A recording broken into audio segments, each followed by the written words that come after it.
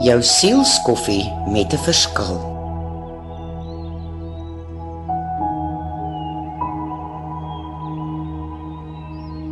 Ek weet nie waartoe jy vandag gaan nie. Miskien dra jy 'n geheim waarvan niemand anders weet nie. Miskien glimlag jy vir almal, maar diep binne in jou is jy moeg, bekommerd en selfs moedeloos. Dalk bid jy al lank vir 'n antwoord wat nog nie gekom het nie. Jy is nie alleen nie. Een van die grootste leuns wat die vyand vir ons wil kom vertel, is dat ons alleen is wanneer ons beklei.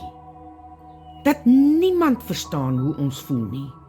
Maar God se woord herinner ons elke keer daaraan dat hy altyd daar is vir ons en ons nooit sal verlaat of in die steek laat nie. Ja, daar is dae wat alles te swaar voel. Daar is dae wat jy nie lus is om op te staan nie en wat jy wonder hoe jy nog kan aangaan. Maar dit is juis op daardie dae wat jy jouself herinner aan Vader se beloftes in sy woord. Hy sê in Jesaja 41 vers 10: Moenie bang wees nie, want ek is by jou. Moenie bekommerd wees nie, want ek is jou God. Ek versterk jou. Ek help jou. Ek hou jou vas met my oorwinnende regterhand. Sjoe, wat 'n wonderlike belofte. God sê nie dat dit altyd maklik gaan wees nie. Hy beloof nie 'n lewe sonder trane of teleurstelling nie, maar hy beloof sy teenwoordigheid.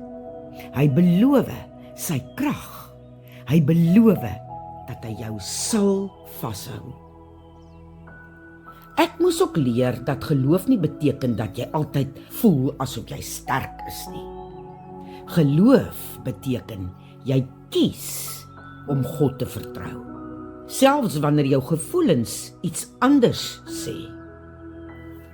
Dit beteken jy neem vandag net die volgende tree saam met Jesus. Al sien jy nie die eindbestemming nie, hou net aan stap. Hou aan bid. Hou aan glo en hou aan vertrou. God is steeds stil aan die werk, lank nog voordat ons die deur sien oopgaan.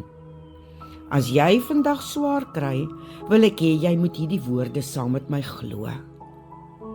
Al is dit nie vandag maklik nie, is dit moontlik saam met God, omdat hy sterk is.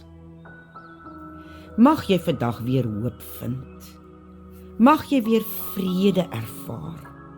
En onthou dat God steeds voor jou uitstap en dat hy jou hand nooit sal los nie.